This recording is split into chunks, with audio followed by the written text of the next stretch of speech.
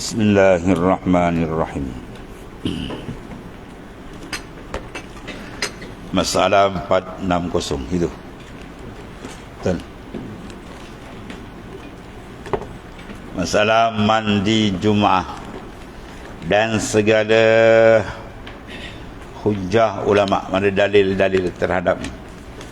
Kata Al-Imam An-Nawawi dan telah mengambil hujah oleh orang yang mewajibkan mandi Jumaat. Mandi nak pergi Jumaat tu wajib. Mana hujah dia?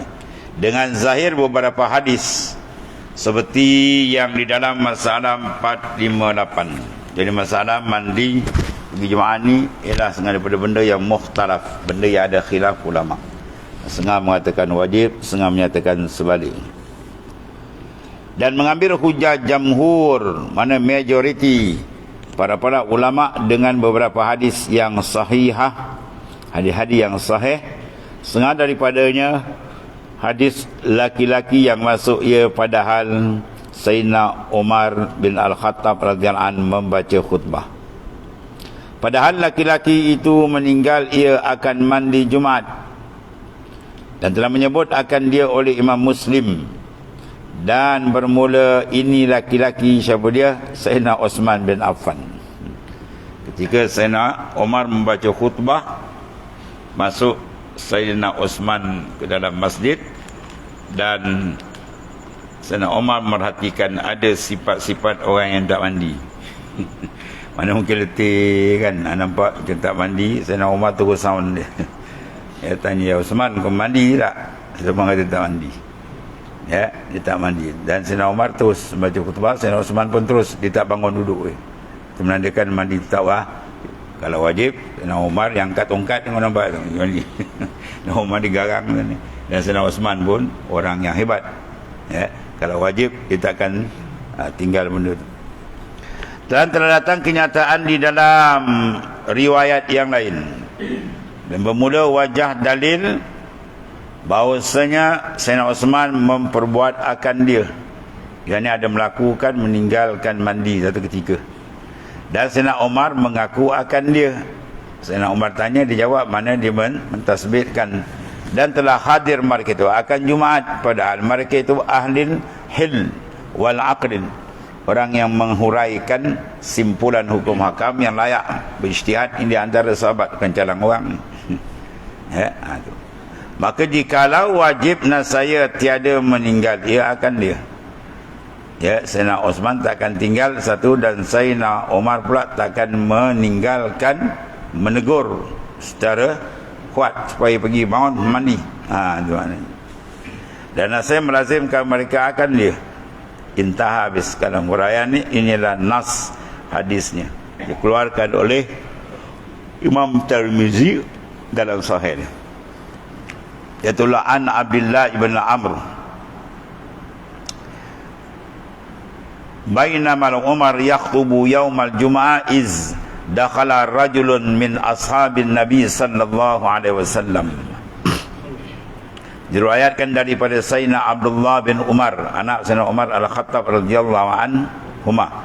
Antara bapaku Sayyidina Umar ni membaca khutbah Jumaat di atas mimbar pada hari Jumaat. Tiba-tiba masuk seorang laki-laki. Dia tak sebut nama. Yang masuk seorang laki-lah. Yang masukkan ialah Sayyidina Osman bin Affan radhiyallahu anhu, daripada sahabat Nabi sallallahu alaihi wasallam. Apabila dilihat oleh Sayyidina Umar akan dia datang kemudian daripada orang dah demikian itu, lalu ditegur oleh Sayyidina Umar dari atas mimbar. Sayyidina Umar daripada atas dia sound terus. Ya, dia tak tunggu habis-habis khutbah lagi.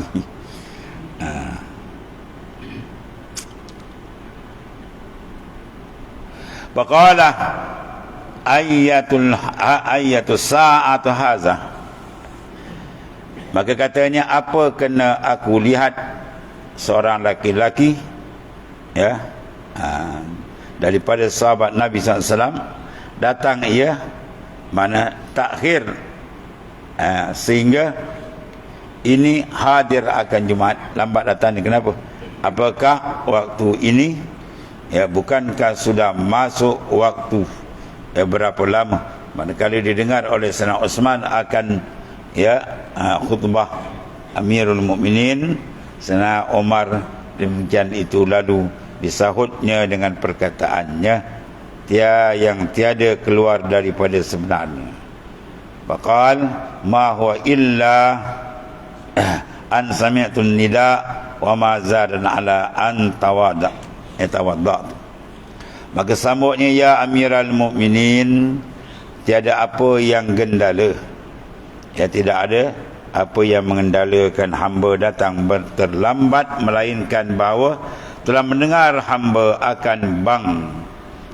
Sami'tu an-nida, mendengar ia akan azan, itulah tidak hamba buat apa hanya dalam hamba berjual beli di pasar, tiba-tiba terdengar hamba akan azan. Yang sibuk menjaga dia tengok azan. Dan tiada hamba terhambat kan berbuat lebih atas mengambil air sembahyang. Maka tidak mazidtu ala an tawaddatu, tidak menambahkan aku di atas an tawaddatu, bahawa aku ambil wuduk je lah. Maksud dia apa? Tak dapat mandi. Aku pergi ni maknanya hanya berwuduk sahaja, maksud dia tak mandi. Maka jadi hamba terhambatkan buat lebih atas mengambil air sembahyang sahaja, tiada sempat mandi, dan lainnya. Bila didengar oleh Sayyidina Umar akan sahut Sayyidina Osman demikian itu, lalu berkata, qal wal wudu aidan qad alimtu anna Rasulullah SAW amra bil ghusl. Kemudian katanya, ya Osman, tak usahkan kamu kerjakan mandi Jumaat, bahkan wuduk pun pula dengan bergopoh. Maknanya engkau tak mandi, wuduk pun maknanya bergopoh gapah mana. Padahal sungguhnya telah engkau ketahui bahawasanya Rasulullah SAW menyuruh mandi Jumaat. Uslul Jum'ah wajibun ala kulli muhtalim. Dalam hadis yang lain Nabi siapa? Uslul Jum'ah, mandi hari Jumaat itu wajib, dengan lapas terang walib jimba, wajibun ala kulli muhtalimin, atas tiap-tiap orang yang telah bermimpi. Apa maksud mimpi? Orang balik. Mana orang yang dah balik mandi Jumaat adalah wajib. Itu sahih, terang daripada zahir hadis, bukan? Maka ulama ditakwil atas kes ini bahawasanya maksud wajib itu ialah sunnatun muakkadah, sunat yang kuat dituntut. Dalil fi'lus sahabah, perbuatan sahabat itu. Sayyidina Utsman sendiri dia tak mandi. Maka semuanya engkau tinggalkan, tu dia kena teguh daripada Amirul Mukminin. Yani mandi pun tidak, datang pagi-pagi dengan segera pun tidak. Dan dalam hadis banyak kan, hadis sahih tu.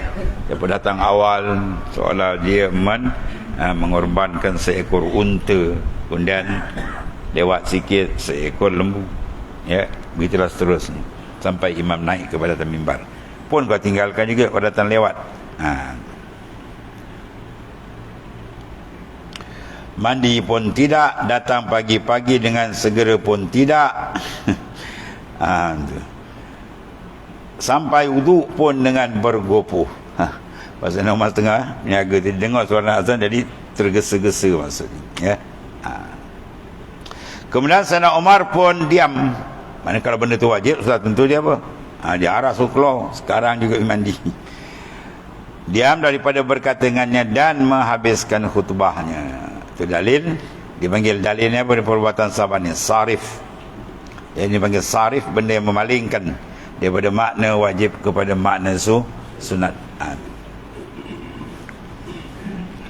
Kemudian babu maja'a fil fadlil ghusli yaumal jumu'ati.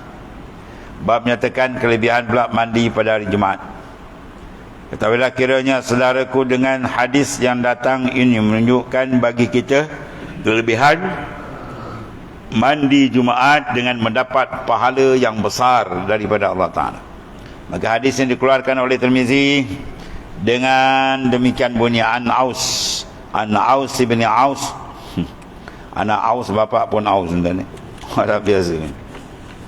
Aus ibni Aus qala Rasulullah sallallahu alaihi wasallam man igtasala yaumal jumu'ah wa ghassala wa bakkara wa batakara wa dana wastama'ah wa ansata kana lahu bi kulli khatwatin yaqtuha ajrus sanatin qiyamihah. Masyaallah, besar ni. Diriwayatkan daripada seorang sahabat bagi Rasulullah SAW yang bernama Aus bin Aus radhiyallahu anhu. Katanya telah bersabda Rasulullah SAW, barang siapa mandi ia pada hari Jumaat, mana nak pergi Jumaat lah, dan membasuh kepalanya dan badannya daripada cemar, itu sifat mandi yang ditarjikan oleh Nabi SAW, dan debu-debu bekerja tu, ya, maknanya mandi menyucikan badan lah, serta memakai bau-bauan, itu disunatkan kita memakai bau-bauan, ya, yang wangi, yang suka malaikat hampir kepadanya. Kalau busuk malaikat pun tak dekat. Dan bersegera datang pula pagi-pagi, ia datang hadir Jumaat tu, dan hampir ia dengan tempat yang dapat mendengar khutbah, duduk depan. Ni ada juga kadang dia datang awak duduk tengah-tengah pintu. Orang nak masuk untuk dia, kadang dia sembahyang depan pintu. Tapi hukum tu tetap menjadi kesalahan kalau orang melintas. Padahal kalau dia ada sutra, dan sutra tu ada hukum dia, sunat kita mencari sutra, dinding, tiang, kalau tak ada tongkat, kalau tak ada sejadah, ya, itu disebut dalam hadis sahih oleh Nabi SAW. Maka kalau dia ada sutra, dah cantik dinding terlalu, kau berdiri 40 tahun lebih baik, kata baginda SAW, daripada kau lalu depan orang yang sudah siap dengan sutra semayang tadi. Ini tak ada sutra, depan kosong, duduk tengah-tengah, ada orang nak lalu pun bayar. Itu kalau melintah depan dia tak ada masalah, ya. Kalau elak baiklah, tapi kalau terlintah pun tak ada kesalahan, sebab itu taksir, cuai daripada dia. Kau pergi duduk awal, pergi duduk tengah-tengah, mau orang lalu lah depan pintu, duduk depan lah, penuhkan saf depan kan. Itu ada kelebihan besar saf depan.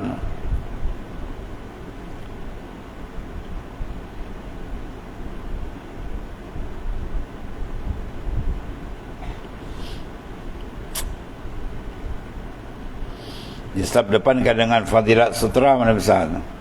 Saf besar, fadilat saf awal itu lebih awal, lebih aula. Kita semayang biasa macam ada mihrab kan, setengah-setengah tempat semayang musallah dia tak ada mihrab. Bila ada mihrab, imam duduk di situ, imam ada sutra, ya. Adapun saf pertama tak dapat fadilat sutra, sebab fadilat sutra syarat dia antara tumit dengan sutra jangan lebih 3 has. Jadi bila tidak ada mihrab begini, maknanya dia jauh, maknanya antara dia mungkin dah 6 hasta dengan dinding, maka fadilat sutra dia tak dapat. Maka ketika itu mana aula, dia duduk saf 2, dia ada sutra dengan dia duduk saf pertama tapi tak ada sutra, maka dia kena pilih saf pertama tu lebih besar. Sebab tu sini datang dia kata awal-awal terus pergi saf depan, dia duduk tengah-tengah.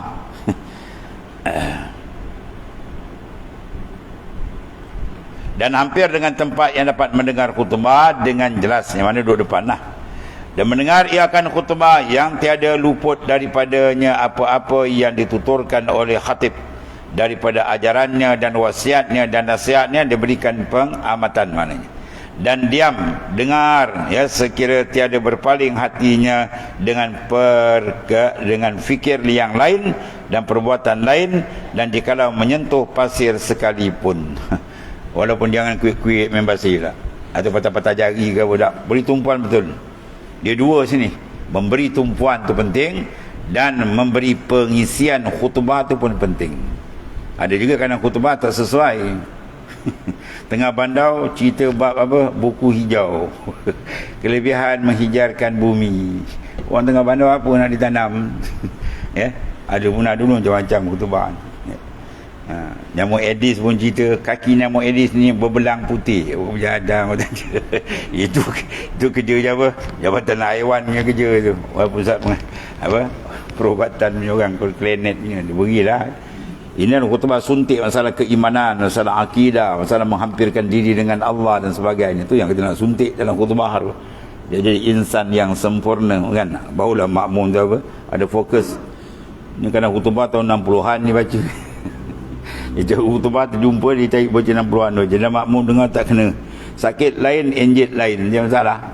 Sebab khutbah tu satu ruang yang paling penting, ya, supaya khatib menyuntik keadaan masyarakat.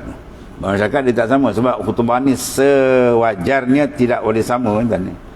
Ya, serah pada khatib, dia akan cek perkembangan dalam satu minggu. Apa masalah yang bukan kampung? Apa disuntik, boleh cantik. Ya, kadang-kadang kalau selaras, kadang-kadang tak kena tempat tu lain, tempat ni lain penyakit. Itu keadaan dia lah. Jadi maknanya dua-dua tu kena memberi perhatian tu, memberi suntikan yang tepat, dan yang mendengar kena memberi perhatian yang sungguh. Baru dia jadi betul. Nasihat adalah baginya dengan tiap-tiap langkah tu. Kalau dibuat perkara semua, datang awal, duduk depan, memberi perhatian ya, kepada maknanya khutbah yang diberi tadi, maka ketiga itu ada baginya dengan tiap-tiap langkah yang dilangkah. Pagi Jumaat tu pahala setahun kiam ni, Masya Allah. Setahun di kiam. Macam mana dia ibadat setahun, satu langkah dia dapat setahun. Dua langkah, orang macam tu saya tahu dia pakai kereta lah, pakai motor, jalan kaki lah. Lama dah sampai Masjid Umar bin Salam. Dia tak ada masalah. Dia jalan naik kenderaan, dia tak penat, tapi penat minyak naik kan. Kejap niat naik, kejap minyak naik, maut. Dia penat kot tu pula. Dia senang sini nampak, tapi dia susah nak isi dalam tangki. Walhasil semua tak ada kelebihan je lah. Dan kata Abu Isa bermula hadis Aus bin Aus, ini hadis dia lah hasan, mensah ihtijaj berhujah. Lebih lagi dalam fadailul amal hadis dhaif pun tak ada masalah, sepakat ulama, selama tidak terlampau dhaif. Dan pada bab ini ada riwayat daripada Sayyidina Abi Bakr dan Imran bin Husain dan Salman Al-Farsi dan Abu Zar dan Abi Sa'id dan Ibnu Umar dan Abi Ayyub. Mana di kalangan sahabat-sahabat yang hebat, mendatangkan maknanya perbahasan tentang kelebihan besar datang Jumaat dengan cara yang tersebut. Kemudian bab maja'a fil wudu yaumal Jumaah, wallahu a'lam. Shadaqa Rasulullah sallallahu alaihi wasallam.